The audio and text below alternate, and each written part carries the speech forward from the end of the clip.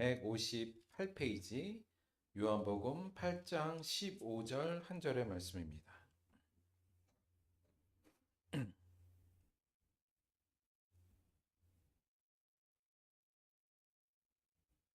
신약 성경 158페이지 요한복음 8장 15절 한 절의 말씀입니다. 요한복음 8장 15절 말씀 우리 한 목소리로 합독하도록 하겠습니다. 시작. 너희는 육체를 따라 판단하나 나는 아무도 판단하지 아니하노라. 아멘. 오늘은 요한복음 8장 15절을 중심으로 해서 아무도 판단하지 아니하노라 이런 제목으로 하나님의 말씀 함께 묵상하고 또 함께 상고해 보도록 하겠습니다. 제가 알기로는 서울대 최인철 교수님이라고 심리학과 교수님이세요. 근데 이분이 그 심리학 중에서도 특별히 행복이라는 주제를 가지고 뭐 연구도 하시고 또 센터도 운영하시고 그러신 것 같아요. 그래서 이분이 심리학적으로 우리 행복에 대해서 다각적으로 좀 연구하시는 분인데 이분이 행복해지는 가장 확실한 방법 혹은 불행해지는 가장 확실한 방법에 대해서 이야기한 부분이 있어요. 뭐라고 했을까요? 사람이 행복해지는 가장 확실한 방법은 무엇인가? 불행해지는 가장 확실한 방법은 무엇인가? 이분이 연구하고 또 나름 결론을 내린 건 뭐였을까? 어떻게 생각하세요? 여러분이 생각할 때는 가장 행복해지는 가장 확실한 방법이 뭘까요? 아, 돈? 아, 그러네. 전 마치 생각을 못 했는데, 어, 그럼 불행해지는 방법도 그거와 연관돼, 뭐, 그럴 수도 있겠죠. 그런데, 어, 따로 반박할 논리가 별로 없네. 잠깐요. 아, 물론 일론 머스크는 행복하겠죠. 근데 사실은 저는 제가 더 행복할 수도 있다고 보거든요. 그래서 그게 절대적인 것 같지는 않고요. 이분이 뭐라고 했냐면 행복해지는 가장 확실한 법은 뭐냐면 행복해지고 싶으면 행복한 사람 옆으로 가세요. 이렇게 얘기를 했어요. 다른 식으로 얘기하면 불행해지려면 어떻게 해야 돼요? 불행한 사람 옆에 있으면 불행해진다는 거예요. 그러니까 이분이 어떤 식으로 얘기했냐면 정말 냉소적이고 우울한 사람과 일주일 동안 같이 여행을 하고 오면 냉소적이고 우울한 사람이 될 수밖에 없대요. 마찬가지로 정말 행복한 사람과 일주일 동안 만약에 여행을 하면 그 사람 마음속에 행복이 피어나게 된다는 얘기를 했습니다. 어찌 보면 좀 너무 당연한 얘기 같기도 한데 굉장히 중요한 이야기라는 생각이 좀 들어요. 성경에도 사실은 이러한 영향력에 대한 이야기는 굉장히 많은데 우리 잠언서에도 지혜로운 자와 동행하면 지혜를 얻고 미련한 자와 사귀면 해를 받느니라. 그렇죠? 그래서 우리가 누구와 함께하고 누구와 같은 시간을 보내며 어떠한 사람과 늘 교제하느냐 이거 굉장히 중요합니다. 왜냐하면 그것에 큰 영향을 우리가 일반적으로 많이 받기 때문에 그렇죠.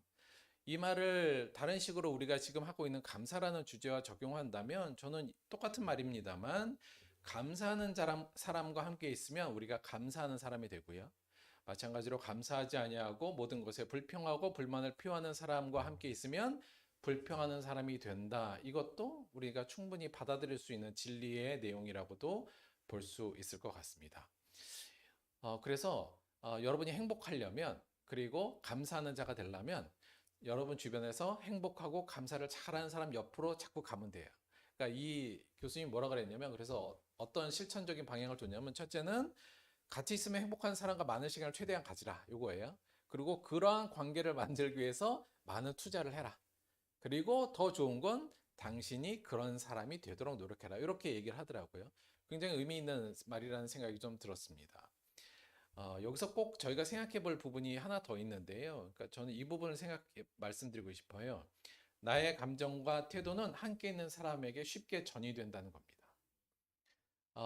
이건 어떤 의미에서 중요한 일이냐면, 그래서 내 스스로가 행복한 것도 중요한데, 내가 행복하고 내가 감사를 잘하면 나의 영향력 아래에 있는 사람들, 특히나, 그러니까 물론 가까운 사람, 그 중에서도 내 영향력이 크게 미치는 사람들에게는 그것이 쉽게 전이된다는 거예요. 감정도 그렇고 태도도 그렇습니다. 그래서 일반적으로 우리가 감사하고 칭찬하는 태도, 사람을 봤을 때 감사를 많이 하고 또 칭찬하는 태도를 갖고 있는 것, 또 만족하고 기뻐하고 행복해하는 이러한 감정과 태도를 내가 많이 갖고 있으면 그것이 점점 내 옆에 사람들한테 전이 돼서 그 사람에게도 그러한 태도와 그러한 감정을 갖게 하는 일들이 많이 일어나고요. 또 마찬가지로 내가 불평하고 또 비판하고 우울하고 걱정이 많고 후회하고 이러한 생활 태도와 이런 마음을 가지면 내 주변 사람도 그렇게 전이 되고 그렇게 변화될 가능성이 크다. 이 부분을 저희가 인지하고 있다면 내가 왜 감사하는 자가 되어야 되는지 혹은 내가 왜 행복한 자가 되어야 되는지 이런 부분이 우리 안에 조금 더 목표의식이 좀 더 강해질 수도 있다는 생각이 듭니다. 개인적으로 예전에 저희가 모천에 있을 때 그 초등학생들하고 제가 뭐 공과도 하고 애들하고 놀면서 가끔 애들한테 그런 질문 던져봤거든요. 야, 너 요즘 걱정이 뭐야? 요즘 우리 애들한테도 자주 제가 주는 질문이기도 해요. 너 무슨 걱정해? 요즘 뭐가 문제 있어? 이런 거 계속 물어봤거든요. 근데 그때 초등학교 저학년이었는데 초등학교 저학년이 해서는 안 되는 걱정거리를 저한테 얘기하더라고요.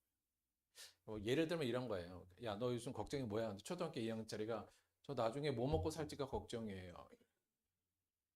자, 이건 어떻게 된 거냐면 제가 추정해 보건데 아마 그 아이에게 그 집안의 어른이 분명히 그렇게 얘기했을 겁니다. 야, 너 그렇게 게임만 하다가 나중에 뭐 먹고 너 아무것도, 어떻게 먹고 살라 그래? 아마 그 소리를 많이 들었을 거라는 생각이 들어요. 그러니까 이제 그 소리 듣고 너 엄마 그러다가 나중에 뭐 해야 돼? 이제 이런 소리를 듣다 보니까 초등학교 2학년이 나 나중에 뭐 먹고 살아야 돼? 이제 이 걱정이 이 아이한테도 들어온 게 아닌가라는 생각이 들어요. 쉽게 전이 됩니다. 그래서 특히나 부모가 자녀들에게 어떠한 모습으로 있느냐가 자녀에게 쉽게 전이 되고요. 내가 영향력 있고 내 밑에 있는 사람들은 또 내 영향력 아래에 있는 사람들은 내가 어떠한 태도와 감정을 가지냐에 따라서 쉽게 전이되는 일들이 굉장히 많습니다. 그래서 나만의 문제만 아니라 나와 내 소중한 사람들의 문제까지도 얽혀 있기 때문에 내가 행복해야 될 이유는 분명하고요. 또 내가 감사해야 될 이유, 더 나아가서 내가 좋은 태도와 좋은 감정으로 살아가는 건 그런 의미에서도 굉장히 중요하죠. 저는 그래서 우리 성도님 모두가 그 중에서도 늘 감사할 수 있는 사람이 되는 거 매우 중요하다고 생각합니다. 우리가 그렇게 될수록 우리 주변에 있는 사람들도 감사하는 자가 될 거군요. 우리가 감사하다는 것은 우리 안에 행복이 가득하고 기쁨이 넘친다는 의미니까 그것이 흘러서 내 주변에 내 자녀에게도 그러한 모습과 감정을 갖는 상태로 아이들한테 전수시켜 줄 수 있기 때문에 우리가 어떠한 모습, 특히나 우리가 감사하는 모습을 매우 갖는 것은 그런 의미에서도 매우 중요하다. 따라서 이거에 대한 목적의식을 갖고 우리가 조금 더, 나 범사에 감사해야겠구나. 이 부분도 우리가 함께 좀 생각했으면 좋겠다는 생각이 듭니다. 자, 그러면 우리가 어떻게 그런 범사에 감사할 수 있는가? 그래서 내 주변 사람들에게 감사하는 삶을 전수해주고 전이해줄 수 있는가에 대해서 계속적으로 지금 저희가 고민하고 있는 중이에요. 약간 복습하자면 그럼 우리가 어떻게 계속 감사할 수 있는가? 저희가 제시하는 가장 중요한 방법은 이거였어요. 뭐냐면 성경을 통해서 성경의 거울에 비춰서 나를 바라보는 거예요. 자, 그러니까 나를 바라볼 때 성경을 두고 성경에 있는 말씀을 통해서 나를 바라볼 때 우리가 감사할 수 있다는 얘기를 계속 말씀을 좀 드렸죠. 무슨 말이냐면 성경을 통해서 보면 성경 안에서 나를 바라볼 수 있는데 그 나는 크게 두 가지, 겸손한 자기인식과 십자가 은혜적 자기인식을 성경을 통해서 보면 그걸 얻을 수가 있어요. 성경을 통해서 보면 내가 사실은 이 정말 하나님이 세우신 이 어마어마한 세상이 먼지와 같은 존재일 뿐이구나. 피조물일 뿐이구나. 이거 나에 대한 겸손한 마음을 알 수 있고요. 또 거기에 있는 수많은 말씀을 통해서 지금도 내가 참 부족한 사람이고 죄인이란 걸 깨닫게 되지 않습니까?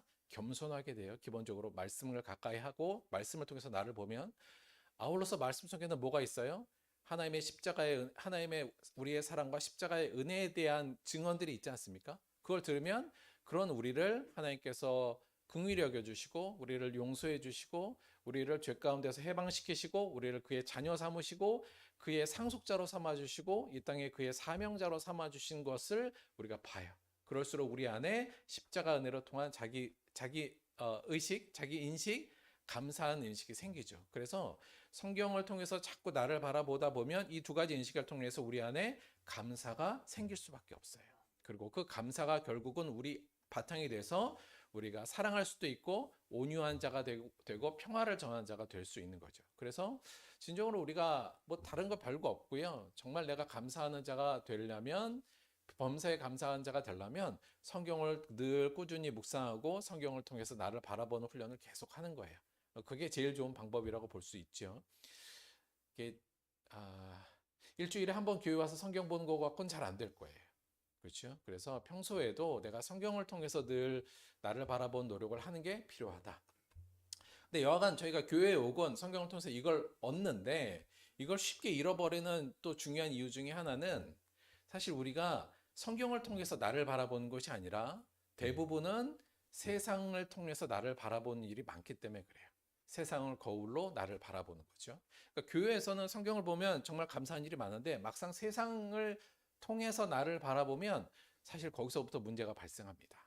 무슨 얘기냐면, 일단 근데 우리가 대부분은 세상 속에서 우리를 바라보잖아요. 평소는. 그래서 세상 속에서 나를 바라보면 특히나 세상의 사람들을 통해서 나를 바라보는데, 결국은 세상을 통해서 나를 바라볼 때 생기는 가장 첫 번째는 뭐였냐면 비교가 생깁니다. 이게 여기서부터가 문제가 생겨요. 그러니까 늘 우리가 성경을 보면, 성경을 통해서 하나님과 나와 사이를 늘 보면 감사한 일이 늘 넘쳐날 수 있는데, 세상을 보는 순간, 그리고 세상의 사람들의 관계 속에서 나를 바라보는 순간 비교라는 걸 하게 되고요. 비교가 되는 순간, 나와 다른 사람을 비교하는 순간에 우리 안에는 크게는 열등한 자기인식이 생기거나 우월한 자기인식이 생길 수밖에 없습니다. 일단 비교하면 난 쟤보단 나 요거든가, 아니면 나는 쟤보다 못하네, 이 두 가지 정도로 크게 나누잖아요. 제가 볼 때는 근데 보통은 열등한 자기인식이 훨씬 더 세게 나타날 수밖에 없다고 봐요. 뭐냐면 대부분 비교는 나보다 좋은 사람들, 나보다 뛰어난 사람들과 우리가 일반적으로 비교를 많이 하기 때문에. 그래서 이게 비교를 하는 순간 우월한 자기의식이 생기든가 혹은 열등한 자기의식이 생기든가 두 의식이 생기고요. 그것이 결국은 우리 안에 비판하게 되고, 내가 이제 우월하다는 의식이 생기면 그렇지 않은 사람을 때로는 멸시하기도 하고 비난하는 모습을 갖게 되고요.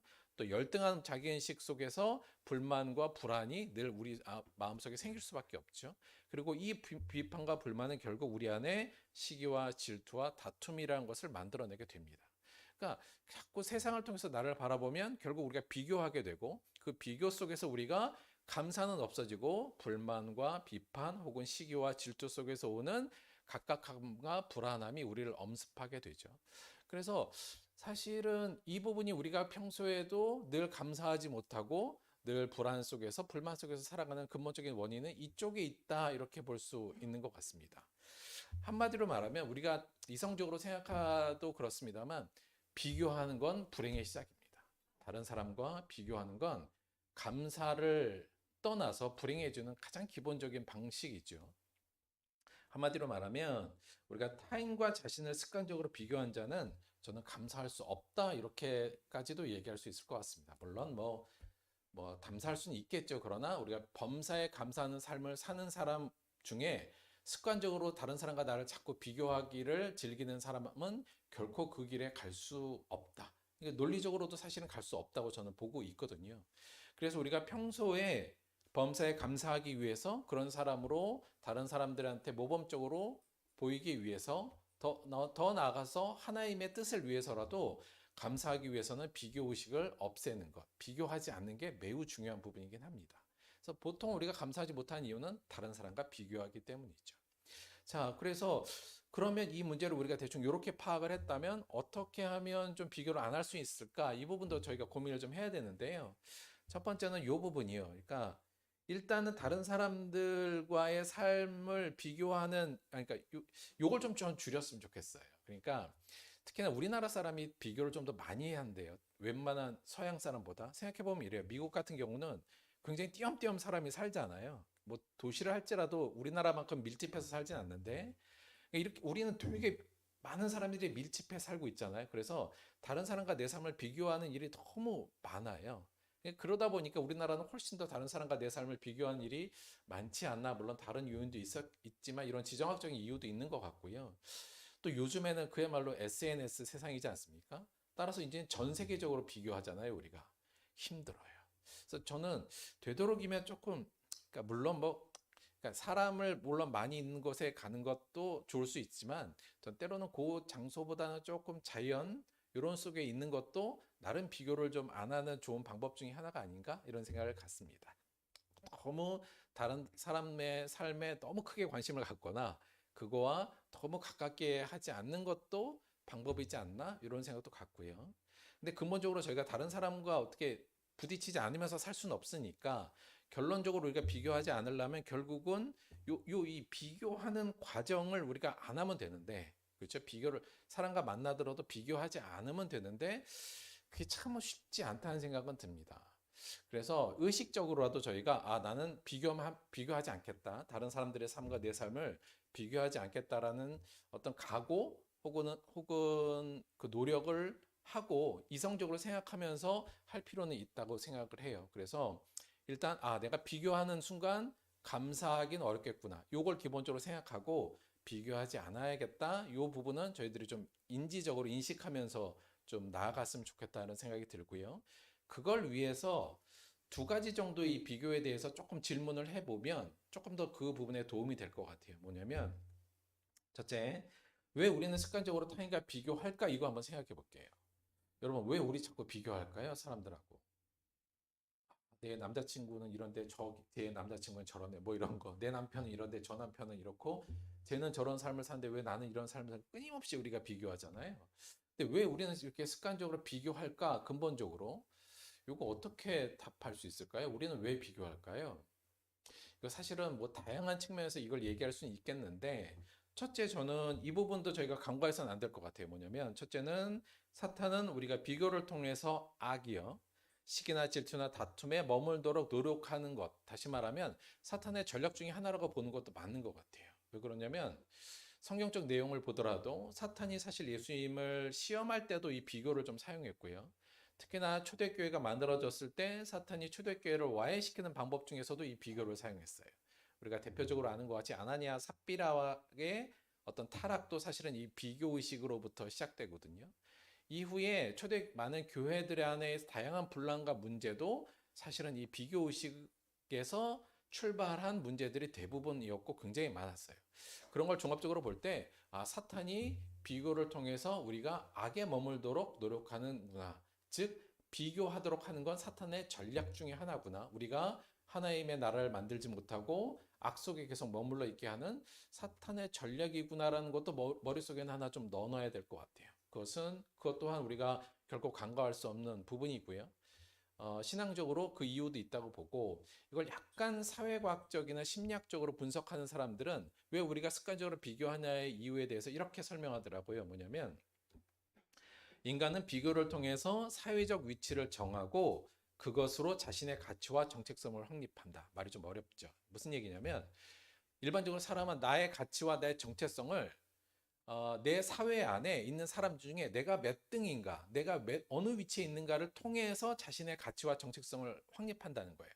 그러니까 내 가치와 내 정체성을 확립해야 불안하지 않은데 그걸 확립하는 방법이 뭐냐면 내가 대체 지금 이 사회와 공동체 중에 어느 위치야, 내가 몇 번이야, 몇 등이야를 통해서 자신의 가치와 정체성을 확립한다는 거죠. 그래서 끊임없이 비교하는 거예요. 왜냐하면 내 정체성과 내 가치를 확인하려고. 그러다 보니까 늘 비교한다는 의식이 어, 그런 어떤 얘기인데 이 부분도 어느 정도는 의미가 저는 있다고 봅니다. 근데 생각해 보면 여러분 우리의 가치와 정체성은 사실은 어디에서 찾아야 되죠? 근본적으로 예수 믿는 사람은 나의 가치가 어느 정도면 내 정체성이 뭔가를 어디에서 찾아야 되냐면 그걸 성경에서 찾는 거예요, 우리가. 그렇죠? 다른 사람의 얘기나 비교를 통해서 내 정체성을 찾는 게 아니라 내 가치는 어떤 가치이며 내 정체성은 무엇인가를 진리의 말씀인 성경에서 찾는 게 우리의 그리스도인적 관점이지 않습니까? 성경은 우리의 가치와 정체성을 뭐라고 얘기해요? 아까 다 얘기했던 거예요. 그렇죠? 우리는 하나님의 피조물이고 우리는 죄인이지만 지금 우리는 어떤 존재예요? 예수 안에서 너희는 택하신 족속이요 왕 같은 제사장들이요 거룩한 나요 그의 소유가 된 백성이다. 이걸 가지고 내 정체성과 내 가치를 확립한 게 그리스도인이거든요. 따라서 우리는 굳이 내 정체성과 가치를 찾기 위해서 굳이 비교할 필요도 없고 내가 내 사회 속에서 내가 몇 등인가를 구분할 이유도 없어요. 이것만 된다면 사실 저는 조금 더 우리가 비교하지 않을 수도 있지 않는가. 그래서 사실은 이게 사탄의 전략이기도 하고요. 굳이 우리가 비교할 이유가 없기 때문에 습관적으로 우리가 비교하는 것, 우리가 충분히 안 해야 될 이유가 분명하다. 요것 하나 기억하는 게 중요하고요. 두 번째, 비교에 대해서 생각할 때 이 부분 생각해 보고 싶어요. 우리가 타인과 나를 비교하는 것은 과연 정당한가요? 무슨 얘기냐면 우리가 수없이 비교를 하지 않습니까? 그런데 그 비교는 사실은 적절하지도 않고 정당하지도 않다는 의미예요. 첫 번째, 왜 그러냐면 타인에 대한 단편적인 관찰이나 전해들은 부정확한 소문으로 타인을 판단하고 비교하는 것은 사실은 부정확하고 부적절해요. 이게 그렇죠. 왜냐면 우리가 일반적으로 다들 가면을 쓰고 서로 만나잖아요. 나에게 좋은 점, 나의 장점만 내보이고 나의 안 좋은 점은 사실은 다 뒤에 다 감춰요. 그래서 다 서로 좋은 점만 보기 때문에 사실 그걸 가지고 비교하는 건 의미가 없어요.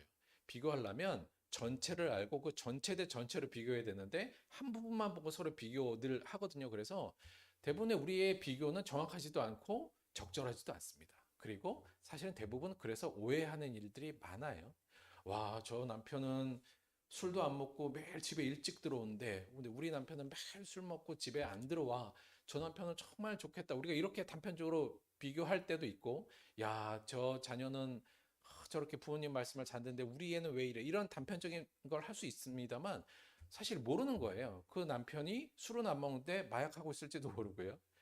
이 애가 부모의 말은 잘 듣는데 또 누구를 패는 사람이 되어 있을 수도 있고 다 모르잖아요. 그러니까 우리가 드러나는 단편적인 모습만을 가지고 서로가 서로를 비교하는 건 정확하지도 않고 적절하지도 않다. 이것도 좀 생각해 볼 필요가 당연히 있고요.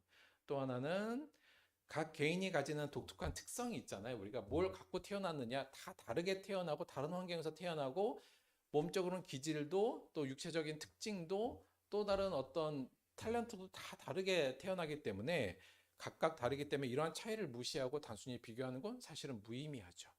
저하고 서장훈을 비교하는 건 이상한 거예요. 그렇죠? 비록 비슷한 시기 학교를 다녔습니다만 왜 너는 서장훈처럼 돈을 못 벌어? 갖고 태어난 게 달라요. 그렇죠? 그리고 다 다른 거예요. 그러니까 그걸 갖고 비교하는 건 사실은 멍청한 거거든요. 그런데 끊임없이 우리가 그렇게 비교하기도 하는 거 의미 없다. 그래서 우리가 자꾸 비교하는 의식이 들 수 있잖아요. 그럴 때, 내가 습관적으로 이건 비교할 의미도 없고 적정하지도 않으며 사실은 정확하게 비교할 수도 없는 일이다. 이 생각을 좀 갖고 비교를 좀 멀리 하는 것도 우리가 하나의 방법이다. 이렇게 생각할 수 있을 것 같습니다. 그래서 사실은 어찌 보면 타인과 내 삶을 비교하는 건 멍청한 거예요. 그리고 부정확한 거며 의미 없는 일입니다. 내 삶에 집중하고 하나님께서 나에게 주신 것에 집중하는 게 더 좋은 거죠. 그래서 저는 그런 의미 안에서 비교하지 않으려고 노력하는 것, 이러한 생각을 가지고 인식을 가지고 매일매일 우리 안에 비교는 본능적으로 들어오지만 비교하지 않으려고 노력하는 것이 필요하다. 그래야 우리가 감사의 생활을 더 할 수 있다. 이 말씀을 좀 드립니다. 그런데 오늘은 조금 더 근본적으로 우리가 비교하지 않기 위해서 할 수 있는 방법을 하나 더 말씀드리려고 해요. 근본적으로 뭐냐면 비교라는 건 근본적으로 뭐에서 시작되냐면 타인에 대한 판단에서부터 시작하는 겁니다. 그래서 비교하지 않으려면 타인을 판단하지 않으면 돼요. 이게 무슨 말이야? 아니, 어떻게 타인을 판단하지 않아? 근본적으로 우리는 타인의 말이나 행동이나 습관이나 모든 걸 통해 일반적으로 매일매일 판단하잖아요. 근데 그걸 판단하지 않는 거, 만약에 판단하지 않는다면 굳이 비교까지도 넘어가지 않을 수 있거든요. 그래서 근본적으로 타인을 판단하지 않는 방법을 취하면 됩니다. 그게 말이 됩니까? 이렇게 얘기할 수 있는데, 혹은 그게 가능한가요? 이렇게 질문할 수도 있어요. 그런데 그게 가능하냐? 또는 그럴 수가 있느냐? 이렇게 질문하는 것 이전에 우리가 이 내용에 관심을 가져야 되는 건 예수님께서 썼던 방법이기 때문에 그렇습니다. 오늘 말씀은 예수님께서 초막절이었던 것 같아요. 당시에 초막절 때 예수님께서 성전에 들어가서 가르치실 때의 내용입니다. 오늘 말씀의 앞부분 잠깐 볼게요. 12절. 예수께서 또 말씀하여 이르되 많은 사람들 앞에서 이렇게 선포하셨어요. 나는 세상의 빛이니 나를 따르는 자는 어두움에 다니지 아니하고 생명의 빛을 얻으리라. 이렇게 선포하십니다. 그러니까 당시에 초막절이었기 때문에 초막절은 뭐였냐면 우리 그 이스라엘 백성들이 그 광야에서 생활했던 것을 기념하는 절기거든요. 그때 이스라엘 백성들을 이끌고 갔던 게 뭐예요? 불기둥과 구름기둥이잖아요. 그래서 요 기둥 안에 이 불을 켜놓는 관습이 있었어요. 그러니까 예수님께서 이 말은 뭐냐면 내가 곧 초막절의 의미로 따진다면 너를 이끌어가는 하나님의 빛이다 이런 뜻이에요. 온전한 생명이며 젖과 꿀이 흐르는 가나안 땅으로 이끌어가는 빛이다 이렇게 선포를 하신 겁니다. 그래서 예수께서 이르시되 나는 세상의 빛이니 나를 따르는 자는 어두움에 다니지 아니하고 생명의 빛을 얻으리라 이렇게 선언을 하셨어요. 그랬더니 13절 바리새인들이 뭐라 그러냐면 바리새인들이 이르되 내가 너를 위하여 증언하니 내 증언은 참되지 아니하도다 이렇게 이제 딴지를 겁니다. 이게 무슨 말이냐면 이게 이런 거예요. 뭐냐면 내가 나를 증언했다는 거예요. 그러니까 그건 신빙성이 없다는 거죠. 그러니까 율법에도 어떠한 증언이 신빙성이 얻으려면 그걸 목격한 두 사람 이상이 증언을 할 때 의미가 있다. 왜냐하면 자기가 자기 얘기를 하는 건 사실은 늘 거짓말도 할 수 있고 믿을 수가 없으니까 그 부분이 있잖아요. 그러니까 이게 뭐라 그러냐면 바리새인들이 당신이 빛이라고 한 게 무슨 의미가 있습니까? 다른 사람들이 당신이 진짜 빛이라고 얘기해 줘야지 자기 스스로 빛이라는 게 무슨 의미가 있어요? 지금 이렇게 따지고 딴지를 건 겁니다. 그랬더니 14절에 예수께서 대답하여 이르시되 내가 나를 위하여 증언하여도 내 증언이 참되니 나는 내가 어디에서 오며 어디로 가는 것을 알거니와 너희는 내가 어디서 오며 어디로 가는 것을 알지 못하느니라. 자, 조금 말이 좀 어려워지긴 합니다만 그냥 쉽게 말씀드리면 예수님께서 나는 나 스스로를 판단하고 증언할 수 있는 능력과 자격이 있는 사람이야. 나는 내가 어디에서 와서 어디로 가는지 다시 말하면 신적 영역에 있는 사람이기 때문에 나는 이걸 할 수 있어. 근데 너희는 너희 판단은 이런 걸 잘 모르잖아. 그러니까 너희가 판단하는 것, 스스로를 판단하는 건 부정확하지만 나는 나의 스스로를 판단하는 것이 가능하다. 약간 이런 쪽 의미로 말씀을 하시면서 그 다음에 하신 말씀이 오늘 본문이에요. 뭐라고 그러셨냐면 너희는 육체를 따라 판단하나 나는 아무도 판단하지 아니하노라 이렇게 말씀하십니다. 자, 이게 조금 이상해요. 이상하다기보다는 이건 알겠어요. 너희는 육체를 따라 판단한다. 즉 바리새인들 당시 사람들은 여기서 육체를 따라 다른 사람을 판단한다는 건 뭐예요?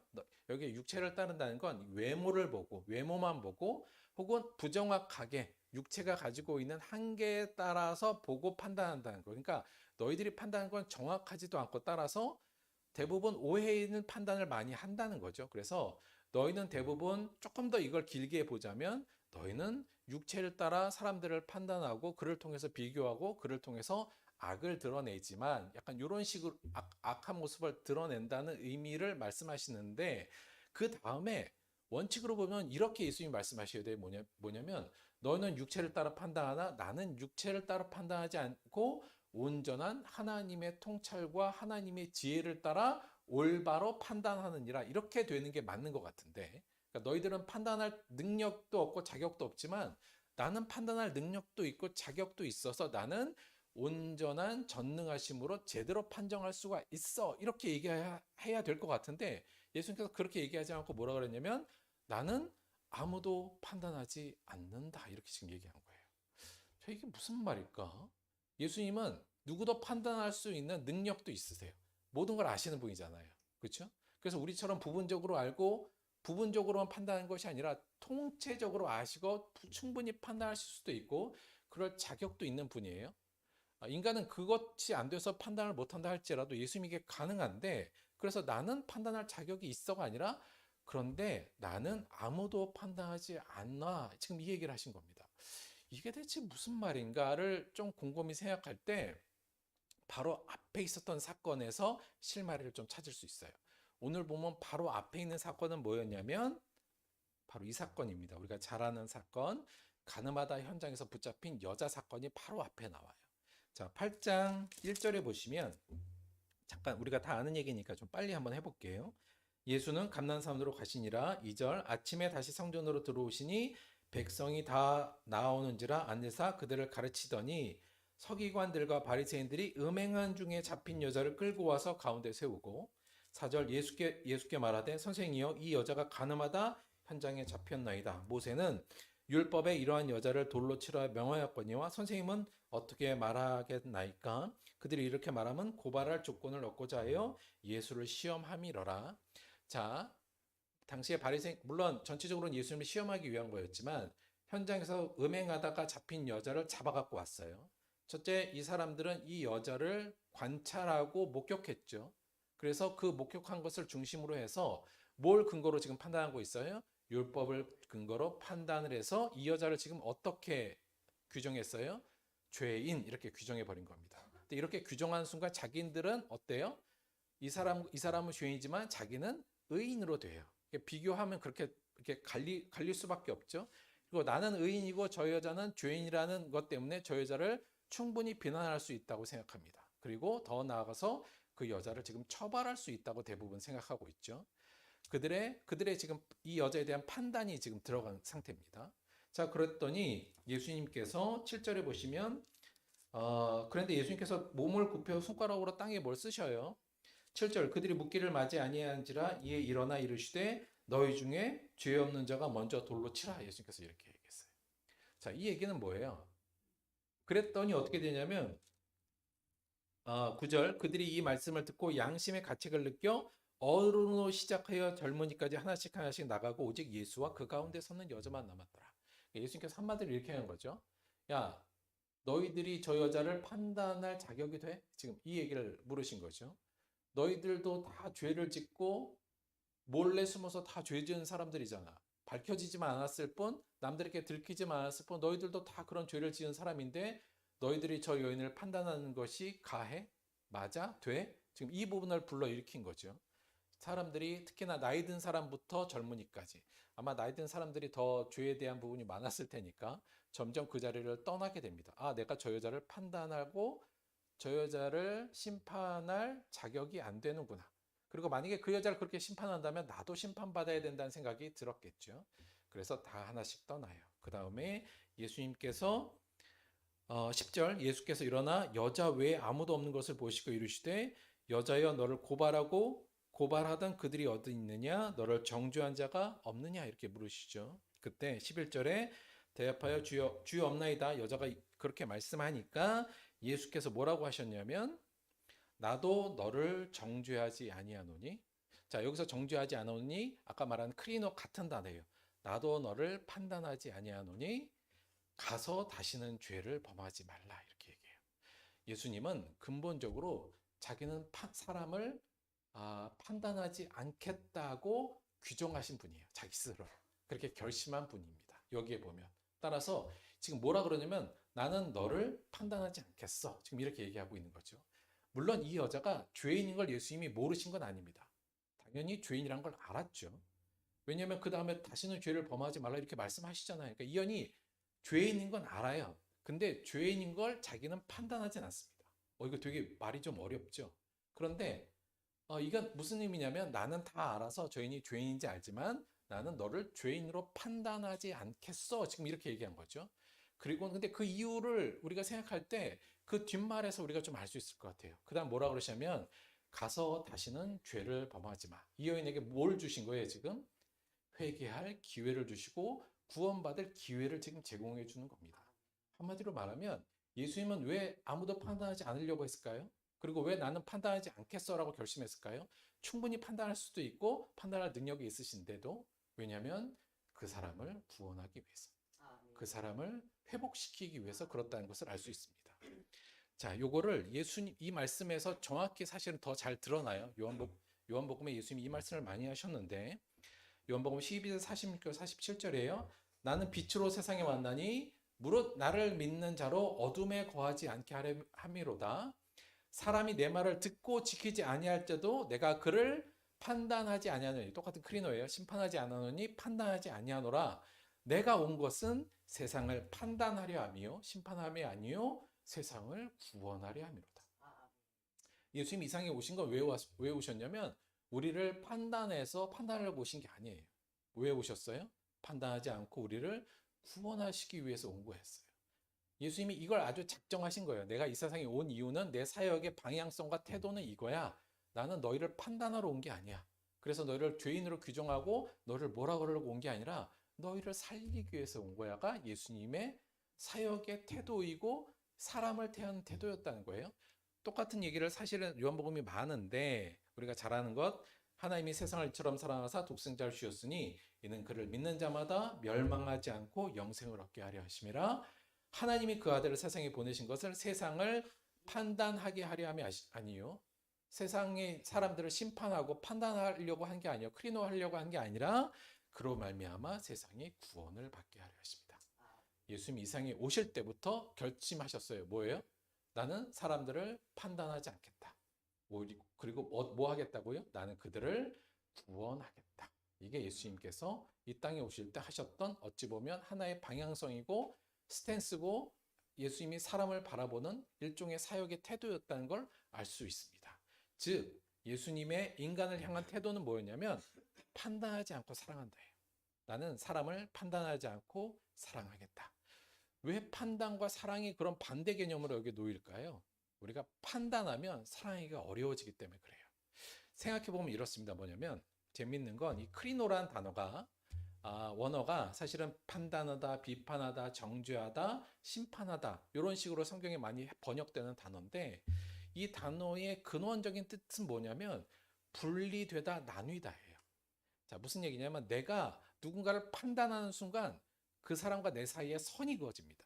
무조건 선이 판단하는 순간 무조건 선이 그어져요. 어떻게 선이 그어지냐면 내가 판단하는 순간 옳은 자와 그른 자로 또는 강한 자와 약한 자로 내 편과 상대편으로 지혜자, 나는 지혜롭고 저 사람은 미련한 자 이렇게 내가 뭔가를 그 사람에 대해서 판단하는 순간 이렇게 그냥 선이 그어지고 나누어지게 되는 겁니다. 나누어지고 선이 그어지면 근본적으로 뭐가 되냐면 비교라는 것이 생길 수밖에 없고요. 결국은 비교가 미움과 다툼, 시기, 질투로 발전해요. 그래서 근본적으로 판단이 들어가는 순간부터 우리는 사랑하기가 굉장히 어려워져요. 비교가 바로 분리가 되고 비교가 되고 그걸 중심으로 미움, 다툼, 시기, 질투가 벌어지니까요. 따라서 사랑하고 용서하고 하나됨과는 정반대되는 개념이 됩니다. 그래서 예수님께서는 사람을 우리 인간을 대할 때 나는 결심한 거예요. 나는 비록 그를 판단하고 그들의 모든 죄악을 다 알고 있으며 그들을 충분히 판단할 수 있는 능력도 되고 자격도 되지만 나는 판단하지 않겠어. 왜냐하면 나는 그걸 하러 온 게 아니라 그들을 구하기 위해서 온 거야 라는 자의식과 목표의식과 어찌 보면 사역의 방향이 명확하셨던 것 같아요. 우리는 예수님을 믿고 따르는 자로서 우리 또한 이 태도를 취하는 게 마땅합니다. 사람에 대해서 판단의 대상으로 보는 게 아니라 사랑의 대상으로 그냥 봐주는 거예요. 그러니까 아예 그냥 판단을 안 하려고 하는 거죠. 우리가 이렇게 될 때 저는 비교에서도 벗어나고 진정한 감사로 나아갈 수 있을 것 같습니다. 사실 생각해보면 돌이켜보면 그런 거예요. 예수님께서 어떻게 그렇게 자기를 비참하게 배신했던 제자들, 자기를 그렇게 따르던 사람들이 나중에 십자가로 못 박으라는 그 군중들, 그리고 그의 백성이면서 그를 조롱하며 십자가에 달렸던 그 수많은 사람들을 용서하고 사랑할 수 있었을까? 근본적으로 보면 예수님께서는 그들을 아예 판단하지 않으려고 생각하신 거예요. 나 니들 판단 안 해. 니들 그렇게 했지만 나는 너희들을 판단으로 규정하지 않겠어. 나는 너희들을 판단하러 온 것이 아니라 너희를 구하러 온 거니까. 아마 그랬기 때문에 가능하지 않을까 싶습니다. 오늘 말씀을 정리하면 오늘 말씀을 통해서 우리 이거 하나 확실히 좀 해요. 아무도 판단하지 말고요. 우리 그저 사랑합시다. 네. 아무도 판단하지 말고 그저 사랑합시다. 이거 어렵죠. 어렵다는 건 알겠는데 예수님이 하셨던 방식이고 우리가 따라가야 될 방식이에요. 조금 더 이 얘기에 대해서 구체적으로 정리를 하면 첫째, 우리가 아무도 판단 말고 그저 사랑하자. 사실 우리는 누구를 바르게 판단할 능력도 없고요. 자격도 없음을 일단 압시다. 우리 사람을 판단할 능력이 없어요. 그리고 그럴 자격도 없고 오히려 온전히 누군가를 제대로 판단할 자격은 누구한테 있어요? 창조주 하나님밖에 없습니다. 그래서 누구도 우리가 판단하려고 하지 말자. 또 하나 무엇보다도 이것이 예수님의 사역의 태도였고 우리가 따라야 될 태도이기 때문에 그렇습니다. 그래서 아무도 판단하지 맙시다. 그리고 그냥 사랑합시다. 두 번째는 근데 이게 아주 현실적으로 보자면 아무도 판단하지 않는다는 게 제가 어떻게 볼 때는 이게 암만 생각해도 잘 안 돼요. 왜냐면 우리는 지금 자동적으로 판단하거든요. 누구의 말, 누구의 행동을 보는 순간 우리는 그냥 판단이 바로 들어오잖아요. 참 고민스럽습니다. 그래서 조금 이 부분을 현실적으로 고친다면 전 이렇게 얘기하고 싶어요. 뭐냐면 일단 타인에 대한 판단을 좀 유보합시다. 일단 판단은 무조건 들 거예요, 우리가. 저렇게 행동한 사람을 보면 에휴, 쟤는 왜죠? 뭐 이렇게 부족한 사람 뭐 이렇게 늘 판단이 드니까요. 그러니까 하지만 그 판단이 들 때 일단 그 판단을 유보하려는 태도를 갖추는 거예요. 조금 쉽게 하면 뭐 이런 거죠. 아유, 뭐 그럴 수도 있겠지. 무슨 이유가 있었을 수도 있어. 뭐 이런 식으로 해서 내가 갖는 판단을 일단 유보하는 겁니다. 그리고 내 판단을 조금 더 뭐랄까요? 내 판단에 대한 자신감을 좀 내려놓는 거예요.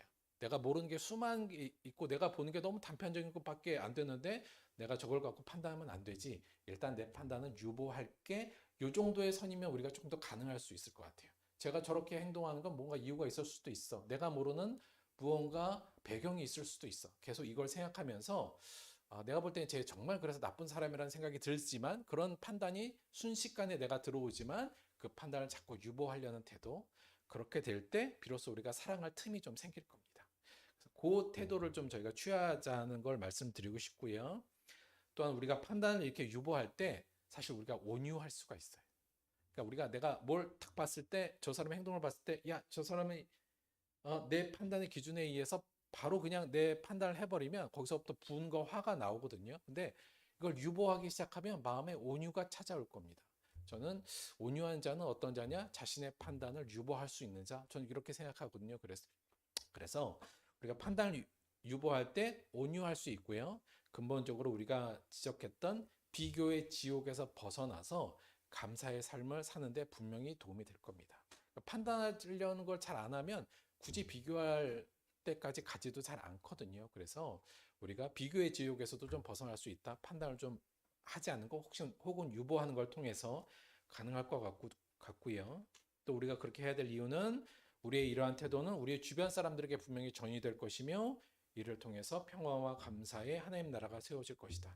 우리가 평소에 내가 사람들을 볼 때 쉽게 판단하고 비난하고 혹은 나와의 우열을 가리고 그걸 통해서 비교를 통해서 악이 나오는 그 과정을 내가 하지 않는 신중함은 보이고 그걸 통해서 그런 태도가 우리 주변에 전이될 때 내 가정에 전이되고 내 주변 사람들에게 전이될 때 그곳에서 분명히 평화와 감사의 하나님의 나라가 건설될 겁니다. 그걸 꿈꾸면서 아무도 판단하지 않고 그저 사랑하자고 결심하고 살으셨던 그 예수님의 삶을 쫓아 우리도 타인을 함부로 판단하지 않고 혹 판단이 든다 할지라도 유보하면서 그저 사랑하는 태도를 갖는 것, 그것이 오늘 예수님을 믿고 따르는 우리들이 반드시 전수받아야 될 예수님으로부터 전이되어야 될 삶의 태도이며 또 우리의 결심이라고 생각합니다. 사실 생각해 보면 처음에 하나님께서 에덴 동산에서 아담과 하와에게 하지 말라고 한 게 딱 하나 있었어요. 뭐였냐면 선악을 알게 하는 나무의 열매는 먹지 말라. 이건 다시 무슨 말이에요? 선과 악으로 판단하는 것은 하지 말라는 얘기예요. 그것 다시 말하면 우리가 남을 판단하는 건 하나님이 우리를 창조하신 목적과 방향성하고는 전혀 반대된 얘기라는 거죠. 비록 우리가 죄인이 되어 죄 가운데 우리가 와서 이제는 마치 우리가 하나님인 양 누구는 선하고 누구는 악하다, 누구는 훌륭하고 누구는 그렇지 않다 라고 함부로 우리가 짓거리면서 판단하면서 살지만 우리 안에 죄가 있으니까. 그러나 분명히 알아야 될 것은 우리는 그렇게 지음받지 않았다는 것, 그리고 하나님은 예수님 또한 우리를 살리기 위해서 그렇게 하지 않으셨던 것을 기억하면서 판단하지 않고 그저 사랑하게 되는 저와 여러분이 되기를 주님의 이름으로 축원드립니다. 말씀 생각하시면서 우리 함께 잠시 동안 기도하도록 할게요.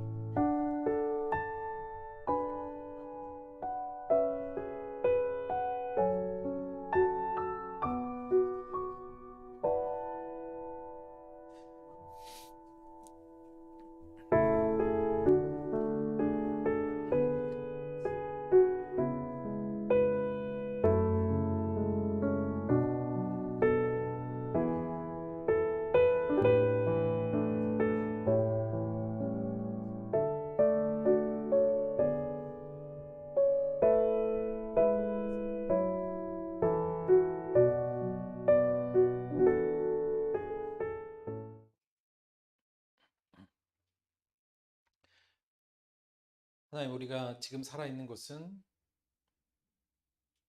하나님께서 우리에 대한 판단을 하지 아니하셨기 때문임을 믿습니다. 그를 통해 우리가 구원받았고 주 앞에 설 수 있었습니다.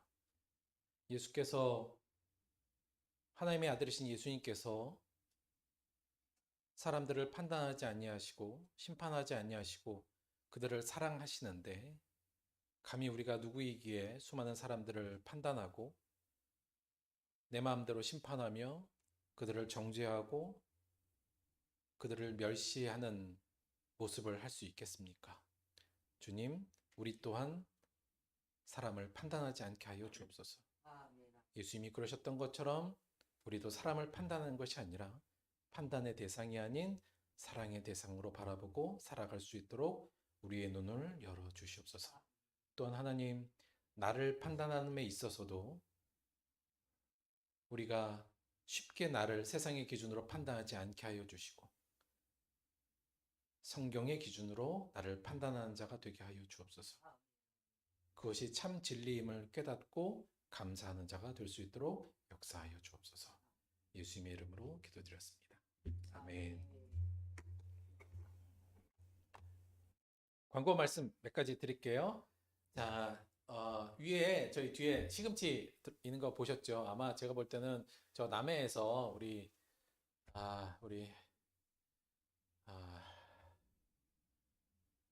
남해에 계신 분이 시금치 잘 캐서 잘 손질까지 해주셔서 잘 보내주셨어요. 그래서 담아만 놨는데 아마 제가 볼 때는 올겨울 어찌 보면 앞으로 남해 시금치는 이제 마지막인 것 같아요. 그래서 우리 지금이 딱 또 맛있는 시기니까, 근데 아시겠습니다만 그 시금치 밑에 그 뿌리 쪽이 지금 되게 달아요. 그래서 거기에 남겨둔 거거든요. 그래서 그거 자르고 먹지 마시고 뿌리채 드시면 맛있게 드실 수 있다. 요거 하나 더 말씀을 드리고요.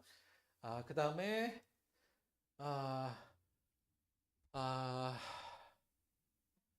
아, 의성이 비자가 통과됐습니다. 감사해요. 많이 기도해 주신 분들에게 감사드리고, 이게 좋아해야 될 일인지 안 좋아해야 될 일인지 제가 기도는 했습니다만 좀 그렇긴 한데, 여간 비자가 잘 통과돼서 1월에 미국으로 유학을 갈 수 있게 되긴 한 것 같습니다. 그렇죠? 예, 그래서 하여간 뭐 이제 시작이니까요. 새로운 도전에 여러분께서 늘 같이 기도해 주시고요. 어제 한이가 한이 어제 하고 쓰러진 거 아니에요, 혹시? 음악 세계 콩쿨 어제 나갔었거든요. 그래서 사실 이거 생중계하더라고요. 그래서 저는 생중계까지 봤는데 430번 우리 하은이 하는 거 제가 볼 때는 엄청 잘했는데 결국 어쩐지는 잘 모르겠습니다만, 하은이 어제 콩쿨 열심히 잘하고 왔다는 말씀도 좀 드리고, 또 우리 이거 말해도 되나? 우리 아빈이 응급구조사 1급 따셨습니다. 박수 한번 주세요. 예, 하여튼 올해 준비하고, 저는 이 응급구조사 참 제가 볼 때는 의미 있는 일이고 사람을 살리는 일이고 굉장히 좀 기독교적으로 볼더라도 참 좋은 일이라는 생각이 들어요. 근데 참 어려운 일이라 늘 걱정은 되는데, 아빈이가 지금 뭐 합격한 걸 떠나서 그 일을 앞으로 할 때 늘 하나님 안에서 힘을 얻고 또 의미를 잃지 않고 방향을 잃지 않고 열심히 잘할 수 있도록 그것도 계속 기도해 주셨으면 좋겠습니다. 저희가 요즘에 들장미파들의 기도 제목 나누는 것 때문에 조금 더 요런 잘 통하는 것 같아요. 감사하다는 말씀을 드리고, 예, 뭐 들장미파 있어요, 아시죠? 그리고 우리가 지난 그 들장미파에서 파 모임에서 나왔던 건데, 우리가 이제 전교인 전교인 찬양하는 거 그거 저희가 조금 준비하고 있거든요. 그래서 이게 지금 계획은 저희가 아마 성공영신 마지막 주에 하자 그랬는데 그거 조금 안 되면 저희가 조금 시간 좀 뒤로 갈 수도 있으니까, 하여간 전체가 저희가 연습해서 함께 성가대 한번 예배 쓰는 거 요거 지금 추진하려고 하고 있어요. 곡은 성령의 열매, 요거 유튜브에 성령의 열매 합창 이렇게 치시면 이제 나와요. 성령의 열매는 사랑과 요거요. 그래서 저희가 이제 저희 지휘자님이 한번 잠깐 교회 오셨잖아요. 그래서 그 지휘자님께서 해주실 건데, 저희가 이제 평소에 유튜브로도 좀 들어주시고 또 악보도 나와 드릴 테니까 좀 연습해서 다음 주부터 좀 연습할 거거든요. 예배 끝나고. 그래서 우리 다 성도들이 성가대가 돼서 하나님 찬양하는 거 좀 그 성가대처럼 하는 거 지금 추진하고 있으니까 조금 관심 가져주시고 함께 해주실 것 부탁을 좀 말씀을 드립니다. 봉헌 기도하고 주기도문 합독함으로 예배 마치도록 하겠습니다. 나는 아무도 판단하지 아니하노라. 예수님의 결단과 태도를 쫓아 우리도 아무도 쉽게 판단하거나 심판하지 않고 사랑하기로 주님 결단하였습니다. 이것이 얼마나 힘든 도전인지 우리 또한 알고 있습니다. 그러나 삶의 순간순간마다 우리가 쉽게 판단하고 남을 비교하려고 하는 순간마다 이 말씀이 우리 안에 울려나올 수 있도록 인도하여 주옵소서. 그리하여 판단하지 않고 사랑하게 하여 주옵소서. 심판하지 않고 구원하는 일을 하는 자가 될 수 있도록 인도하여 주옵소서. 우리에게 주신 은혜 감사하여 주 앞에 예물로 나왔습니다.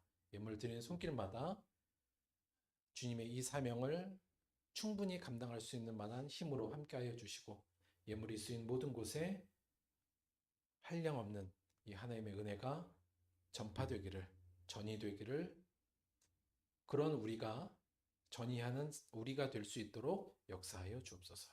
감사드리며 예수님의 이름으로 기도드렸습니다. 아멘. 주기도문 합독하겠습니다. 하늘에 계신 우리 아버지여, 이름이 거룩히 여김을 받으시오며 나라가 임하시오며 뜻이 하늘에서 이루어진 것 같이 땅에서도 이루어지이다. 오늘 우리에게 일용할 양식을 주시옵고 우리가 우리에게 죄 지은 자를 사하여 준 것 같이 우리 죄를 사하여 주시옵고 우리를 시험에 들게 하지 마시옵고 다만 악에서 구하시옵소서. 나라와 권세와 영광이 아버지께 영원히 있사옵나이다. 아멘.